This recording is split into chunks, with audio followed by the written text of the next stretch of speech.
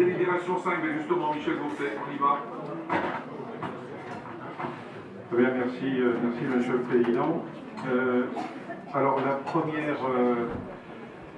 la première délibération que j'ai à vous présenter dans le droit fil de délibération qu'on a déjà présenté dans notre Conseil, une en juin 2016 ayant trait à l'adoption de la stratégie métropolitaine de développement économique, une en février 2017 portant contribution de Brest Métropole au schéma régional de développement économique, d'innovation et d'internationalisation.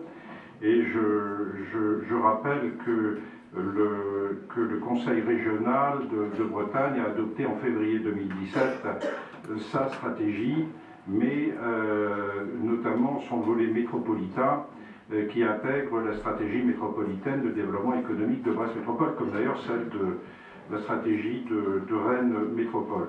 Et c'est donc dans ce contexte, on est là dans le déroulé et dans la mise en œuvre des dispositions publiques découlant des différents dispositifs législatifs, loi MAPTAM, loi NOTRe, concernant le développement économique ou plus généralement la vie économique.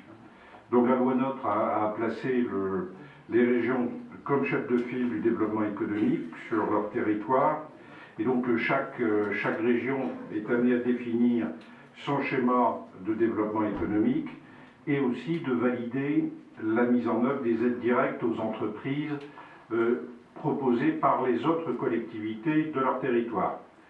En même temps, les métropoles comme Brest conservent des prérogatives renforcées par rapport aux autres EPCI. Et donc je le disais, par la prise en compte d'un volet métropolitain spécifique dans la stratégie, dans le schéma régional.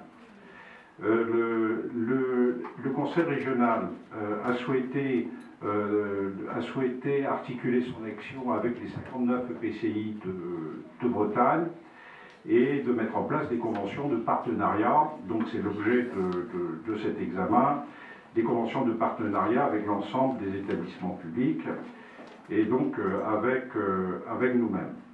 Trois objectifs derrière ça: harmoniser leurs politiques respectives dans le domaine du développement économique, s'accorder sur le dispositif d'aide aux entreprises, des dispositifs d'aide aux entreprises à déployer et d'autoriser, puisque c'est ainsi que maintenant il faut fonctionner, d'autoriser les EPCI à intervenir.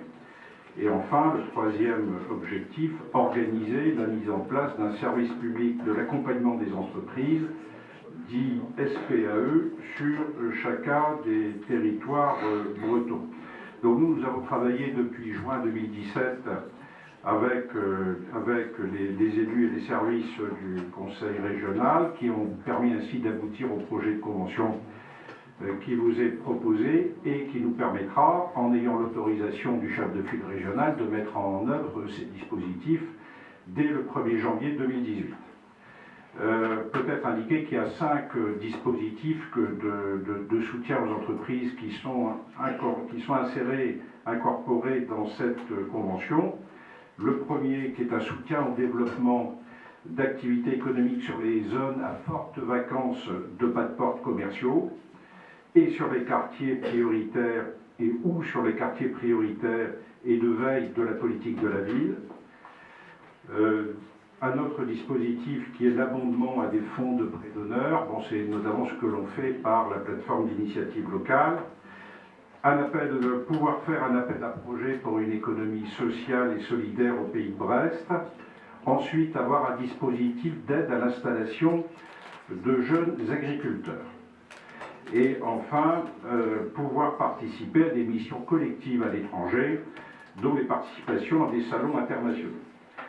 Voilà donc ce qui est proposé dans cette convention, qui indique également que Brest Métropole se réserve par la suite la possibilité de développer d'autres dispositifs d'aide directe aux entreprises qui devront donc faire l'objet d'échanges avec la région et que nous reverrons à ce moment-là sous forme d'avenant à cette convention.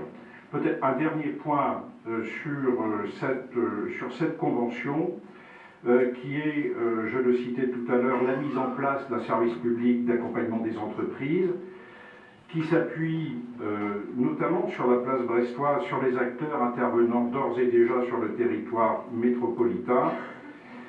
Et l'objectif de cette charte, de ce service public, est d'offrir aux entreprises de la métropole un accès optimisé à tous les dispositifs d'accompagnement existants. Donc voilà l'état d'esprit et la finalité de cette convention, qui d'ailleurs décrit aussi l'organisation qu'a adoptée Brest Métropole en matière de développement économique et international. Donc il y a une description assez fidèle de totalement fidèle de cette, mais assez complète, je veux dire, de cette organisation. Il y a aussi nos modalités de travail avec nos partenaires, notamment les 3 chambres consulaires. Donc il y a par exemple la convention qui nous unit avec la chambre de commerce qui est jointe. Une convention est en cours de préparation avec la chambre de métier comme avec la chambre d'agriculture. Voilà, donc ce qui est proposé ici, et il y a donc le deuxième aspect de cette délibération, c'est l'adoption du dispositif appelé Pass Commerce Artisanat, qui est un dispositif du Conseil régional que nous nous proposons d'appliquer en l'adaptant à Brest Métropole, et donc qui fait l'objet d'un texte complémentaire additif à la Convention. La Commission a voté à l'unanimité ce projet de délibération. Merci. Donc une délibération importante, dans le cadre des relations étroites et fécondes que nous avons avec la région Bretagne. Et d'ailleurs, aucune raison que ça ne dure pas. Et j'ai eu sur le sujet d'ailleurs, j'ai eu l'occasion d'échanger avec Loïc Chédé-Girard, pas plus tard que hier. Merci. Est-ce qu'il y a des demandes de parole? Il n'y en a pas, donc je propose d'adopter cette délibération. Qui est contre? Personne qui s'abstient? Madame Le Gouy, qui est favorable. C'est adopté à l'unanimité. Michel Gourtet, la suivante. Merci, mais qui est une suite directe de la délibération précédente, puisque cette délibération a pour but d'organiser le financement des projets proposés par les pôles de compétitivité. Bien, Brest Métropole travaille très largement avec le pôle mer Bretagne-Atlantique, mais aussi avec le pôle Images et Réseaux, le pôle Valorial. Et donc, les collectivités bretonnes avaient fait le choix de déléguer à la région Bretagne le portage administratif et financier de l'aide apportée aux partenaires de ces projets, de façon à simplifier leur accès, l'accès soit des partenaires académiques ou des entreprises, favoriser et simplifier leur accès à ces dispositifs qui pourraient être autrement quelquefois un peu compliqués. Donc il s'agit de solliciter l'accord de pouvoir signer cette convention en rappelant que Brest Métropole a prévu de mobiliser une enveloppe annuelle de 200 000 € au titre de cette intervention au projet de son territoire concerné par les pôles de compétitivité. La Commission a un avis favorable à l'unanimité. Merci. Qui souhaite intervenir? Personne. Donc on adopte cette délibération. Qui est contre l'adoption? Personne. Qui s'abstient? Madame Le Gouy, qui est favorable. C'est adopté à l'unanimité. Michel Gourtet, pour la suivante. La 7. Alors la suivante a pour but de parler du compte rendu d'activité comptable du Grand Large, le Grand Large, l'immeuble Grand Large, qui est situé au port de commerce et qui est géré pour le compte de Brest Métropole par la CEMPI, et de proposer un avenant à la convention de concession entre Brest Métropole et la CEMPI. Sur le compte rendu d'activité du Grand Large, peut-être simplement quelques chiffres, de rappeler que celle-ci a généré en 2016 630 000 € de recettes, que le taux d'occupation de l'immeuble Grand Large est proche de 90%, que la trésorerie du Grand Large, gérée encore une fois par la CNP, est positive à 231 000 €, et que les capitaux restants dus, intérêts compris, s'élèvent à 2 324 000 €. 2016 a été déficitaire puisqu'il y avait un problème d'amortissement, de durée d'amortissement à régler, qui est l'objet de l'avenant, puisque il fallait pouvoir négocier en fait entre Brest Métropole et le Conseil régional un allongement de la convention de l'autorisation d'occupation temporaire. Et donc celle-ci, qui auparavant devait expirer en 2028, est proposée d'être prolongée jusqu'au 31 décembre 2035. Donc du coup, les durées d'amortissement comptable du Grand Large se détendent d'autant et permettent de revenir à un équilibre de gestion de cet immeuble. Et la Commission a donné un avis favorable à la majorité. Très bien, merci. Les demandes de parole. Il n'y en a pas, donc on adopte cette délibération. Qui est contre son adoption? Personne qui s'abstient. Madame Deboué, qui est favorable, c'est adopté. Merci. La 8, Michel Courtet.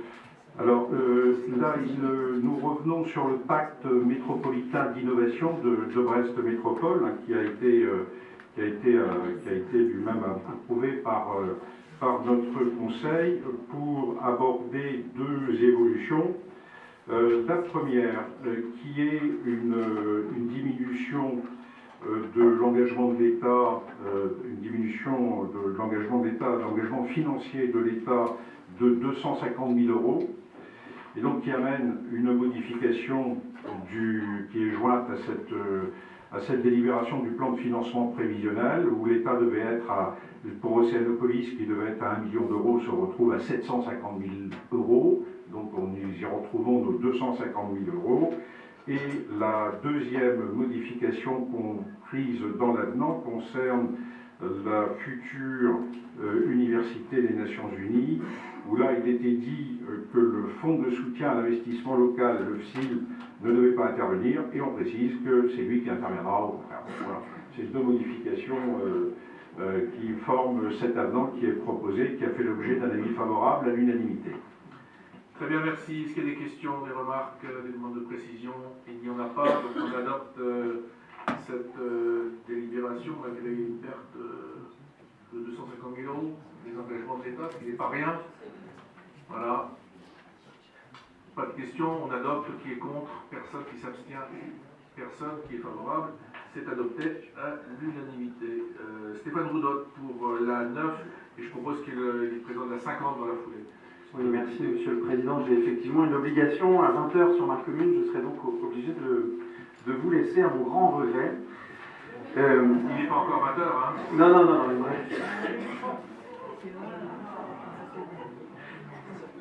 On y va. Alors, direction Océanopolis, il s'agit de l'équitus du mandat de maîtrise d'ouvrage des travaux d'investissement et gros entretiens qui ont été confiés le 11 janvier 2001 d'abord à la CEMAB, puis à Brest Métropole Aménagement. Nous avons, après contrôle des pièces transmises, une somme de 3 981 472 € de travaux, et le bilan financier global fait apparaître un excédent de trésorerie de 280 800 € et 33 centimes. Et il s'agit aussi de rémunérer BMA à hauteur de 1 742 € et 87 centimes. Donc il est proposé, étant donné que la mission est terminée au Conseil de métropole, de constater d'abord l'achèvement des missions, d'approuver la reddition définitive des comptes, de donner quitus à Brest Métropole Aménagement, de mettre en œuvre la créance dont je viens de parler et de vous autoriser, Monsieur le Président, à signer tous les documents afférents à ces dispositions. Avis de la Commission Attractivité, avis favorable à l'unanimité. Très bien, merci. Est-ce qu'il y a des questions? Des demandes de parole, il n'y en a pas, donc on adopte. Qui est contre? Personne. Qui s'abstient? Personne. Qui est favorable? C'est adopté à l'unanimité. On passe à la 50. Merci Monsieur le Président. Direction Gouenou pour le coup, avec la validation d'une déclaration d'intérêt général pour un projet de lotissement communal. Je vous présente très rapidement ce dossier. Il s'agit de transformer un terrain de foot stabilisé en lotissement d'une quarantaine de logements, en renaturant une partie, notamment une partie de zone humide. Le commissaire enquêteur a conclu à l'intérêt général du projet après avoir procédé à un certain nombre d'auditions et avoir reçu un certain nombre de Gouenousiens en mairie. Et enfin, il s'agit de mettre en compatibilité le PLU facteur 4, puisque nous proposons de mettre ces terrains en zone UH avis de la commission aménagement durable à l'unanimité. Très bien. Est-ce qu'il y a des questions? Et Madame Le Gouet. Oui, juste une remarque. Dans le dossier, il est écrit sur l'impact environnemental qu'aucune biodiversité animale n'a été constatée sur le site, ce qui paraît quand même largement absurde. D'autant qu'à la page suivante, il est plaidé pour le maintien de la biodiversité. Donc ce sont des éléments largement contradictoires qui sont dans le document. Enfin, on va tout à l'heure travailler un petit peu, voter une délibération sur le PLU. Ça fait plusieurs années que nous sommes quelques-uns à rappeler que ce PLU n'a de sens que s'il n'est pas détricoté projet par projet. Et là, encore une fois, on nous demande de reclasser, de déclasser une parcelle. Donc, dans ces conditions, moi, je voterai contre cette délibération. Merci. Stéphane, on vote. Je vais donner quelques précisions. Je me propose d'accueillir Julie Le Goïc sur les lieux pour lui montrer qu'effectivement, aujourd'hui, il n'y a pas de biodiversité remarquable dans la mesure où il s'agit d'un terrain de foot en stabilisé. Et par contre, il s'agit, comme je l'ai dit tout à l'heure, il y a une nappe phréatique qui affleure à un endroit, de la renaturer, je ne sais pas si le terme est tout à fait adéquat, et de créer un corridor écologique entre cette nappe phréatique et une zone humide qui se trouve en contrebas. Je tiens aussi à préciser, Monsieur le Président, que cette opération est passée à 2 reprises pour des sujets différents devant le Conseil municipal de Gouesnou, et les 2 délibérations afférentes ont été votées à l'unanimité. Très bien. La réponse, oui, Madame Le Gouet. Oui, simplement, moi je rappelle, ce qui est écrit, c'est aucune biodiversité animale n'est constatée sur le site, simplement le site qui est décrit à côté est bien plus large que le simple stabilisé, et c'est donc une absurdité que d'écrire ça, c'est tout. Bon, donc l'invitation est lancée devant tout le monde. Stéphane Rousseau nous accueillera à Gouesnou. Bien, pas d'autre demande de parole. Passe au vote. Qui est contre l'adoption de cette délibération, Madame Le Gouet? Qui ne m'écoute pas? Qui est contre? Voilà. Qui s'abstient? Personne. Qui est favorable? La délibération est adoptée. Il y en a établi 20.